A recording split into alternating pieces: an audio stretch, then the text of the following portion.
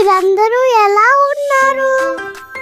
ఈసారి ఇంకొక మంచి కథతో మీ ముందుకు వచ్చేసాను. మరి ఆ కథ ఏంటో చూసేద్దాం పదండి. ఒక అడవికి దగ్గరలో చిన్న నీటి కొలను ఉంది.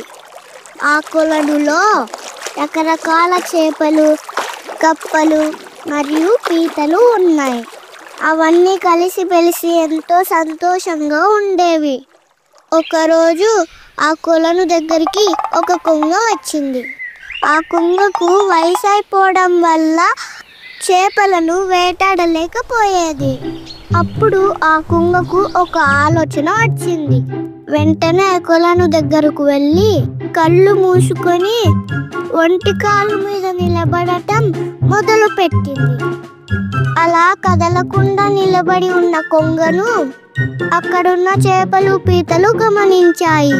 మిత్రులారా చూడండి, ఈ కొంగ ఎవరో సాధువులాగా ఉంది. నిన్నటి నుంచి కళ్ళు మూసుకుని అలాగే నిలబడి ఉంది. రండి, అదేంటో వెళ్ళి కనుక్కుందాం. ఓ మహానుభావా, ఎవరు నువ్వు? ఎందుకు కదలకుండా అలాగే ఉన్నావు? నీకు ఏం కావాలి? అప్పుడు కొంగ కళ్ళు తెరిచి చేపలతో ఇలా మాట్లాడింది. ఓ మిత్రులారా, నేను ఒక సాధువును. నిన్ననే హిమాలయాల నుండి వచ్చాను. మీ క్షేమం కోసమే ఇక్కడ నిలబడి జపం చేస్తూ ఉన్నాను. అవునా సాధువు గారు, మీకు నమస్కారాలు. మా కోసం జపం చేయడం ఎందుకు? ఇక్కడ మేము సంతోషంగా ఉన్నాము. నాయనలారా, మీరు ఒట్టి అమాయకులు. మీకు ఏమీ తెలియదు. నేను దివ్య దృష్టితో చూడగా ఈ కొలను తొందరలో ఎండిపోతుందని తెలిసింది. అప్పుడు మీరందరూ మరణిస్తారు. ఆ విషయం తెలిసే నేను బాధపడుతున్నాను. అయ్యో దేవుడా, ఇప్పుడు మేము ఏం చెయ్యాలి? ఎక్కడకు వెళ్ళాలి? సాధువు గారు, మీరే మమ్మల్ని రక్షించాలి. ఏదో ఒకటి చేసి ఈ అపాయం నుండి కాపాడండి. భయపడకండి.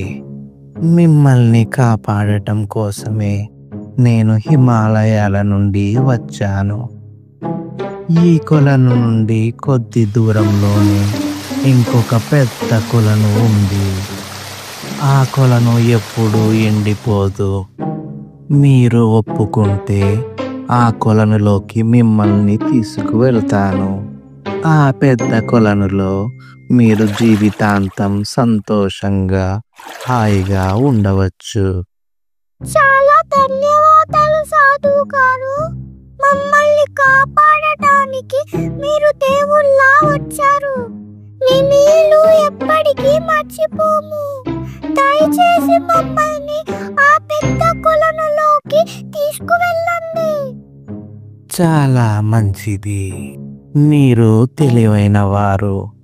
చాలా మంచి నిర్ణయం తీసుకున్నారు. కానీ నేను ముసలివాణ్ణి అవ్వడం వల్ల ఒక్కసారికి ఒక్కరిని మాత్రమే తీసుకువెళ్ళగలను. అలాగే సాధువు గారు, కానీ మేము ఎలా రావాలి? ఒక పని చేద్దాం.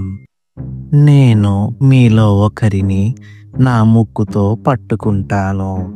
అలా పట్టుకుని జాగ్రత్తగా ఆకాశంలో ఎగురుతూ కొత్త కొలనులోకి మిమ్మల్ని చేరవేస్తాను. అలాగే సాధువు గారు, ముందు నన్ను తీసుకువెళ్ళండి. అలా కొంగ ఒక చేపను తన ముక్కుతో పట్టుకుని ఆకాశంలోకి ఎగిరిపోయింది. అలా కొంత దూరం ప్రయాణించాక కొంగకు ఒక రాళ్ళ గుట్ట కనిపించింది. వెంటనే ఆ కొంగ రాళ్ళ గుట్ట మీదకు వాలిపోయింది. బాగా ఆకలితో ఉన్న ఆ కొంగ ఆలస్యం చేయకుండా ఆ చేపను చంపి మొత్తం తినేసింది. ఆహా, ఈ చేప చాలా రుచిగా ఉంది. నా పథకం ఫలించింది. ఇలాగే ఆ కొలనులో ఉన్న అన్ని చేపలను తినేస్తాను.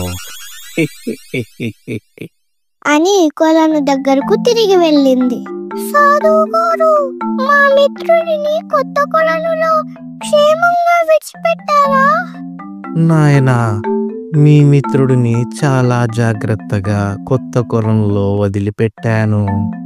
తనకి ఆ కొత్త కొలను చాలా బాగా నచ్చింది. ఇప్పుడు నీ వంతు, రా వెళదాం. అలా కొంగ రెండవ చేపను కూడా రాళ్ళగుట్ట దగ్గరకు తీసుకువెళ్ళి చంపి తినేసింది. అదే విధంగా మరికొన్ని చేపలను కూడా నమ్మించి ఆ రాళ్ళగుట్ట దగ్గరకు తీసుకువెళ్ళి అన్నిటినీ చంపి తినేసింది. కొలను దగ్గర ఉన్న పీతకు కొంగ మీద అనుమానం కలిగింది. పీత మిగతా చేపలతో మాట్లాడుతూ, స్నేహితులారా, ఈ కొంగను చూస్తే ఏదో అనుమానంగా ఉంది. మనలను మోసం చేస్తున్నట్టు అనిపిస్తోంది. ఈసారి కొంగతో పాటు నేను వెళ్తాను అని నిర్ణయించుకుంది. కొంగ కొలను దగ్గరకు చేరుకోగానే పీత ముందుకు వెళ్ళి, సాధువు గారు, నన్ను కూడా కొలను దగ్గరకు తీసుకువెళ్ళండి. నా స్నేహితులు లేని చోట నేను కూడా ఉండలేను. ఓ నాయనా, చాలా మంచిది. నాకు కూడా నిన్ను తీసుకువెళ్ళాలని ఉంది. కానీ నువ్వు నా ముక్కులో పట్టవు. నిన్ను ఎలా మోసుకెళ్ళాలి? ఒక పని చేద్దాం సాధువు గారు. నేను మీ వీపు మీదకు ఎక్కి నా కుండీలతో మీ మెడ పట్టుకుని కూర్చుంటాను. అప్పుడు మీరు నన్ను సులువుగా తీసుకువెళ్ళొచ్చు. పీత చెప్పిన ఆలోచనను కొంగ ఒప్పుకుంది. వెంటనే పీత కొంగతో పాటు బయలుదేరింది. కొంత దూరం వెళ్ళగానే పీతకు రాళ్ళగుట్ట, ఆ గుట్ట మీద చేపల ఎముకలు కనిపించాయి. అయ్యో, ఏంటది? రాళ్ళగుట్ట మీద చేపల ఎముకలు ఉన్నాయి అంటే ఈ కొంగ నా స్నేహితులందరినీ తినేసిందన్నమాట. ఇప్పుడు నన్ను కూడా చంపడానికే ఇక్కడికి తీసుకువచ్చింది. ఇప్పుడు చూడు కొంగను ఏం చేస్తాను. వెంటనే తన పదురైన కొండీలతో కొంగ మెడను కత్తిరించేసింది. అలా తన ప్రాణాలను కాపాడుకుంది. కొంగ పారి నుండి బయటపడిన పీత మెల్లిగా నడుచుకుంటూ కొలను దగ్గరకు చేరుకుంది. మిగిలిన స్నేహితులతో జరిగినదంతా చెప్పింది. అది విన్న చేపలు పీత ధైర్యాన్ని మెచ్చుకున్నాయి. కాబట్టి మిత్రులారా, ఈ కథ నుండి ఏం నేర్చుకున్నాం? ఎవరిని గుడ్డిగా నమ్మకూడదు. పైకి మంచిగా నటించినా ఈ కొంగలాగా లోపల చెడుగా ఉంటారు. ఇది ఈ కథలోని నీతి. ఈ కథ మీకు నచ్చిందా? అయితే కథ కంచికి మనం ఇంటికి.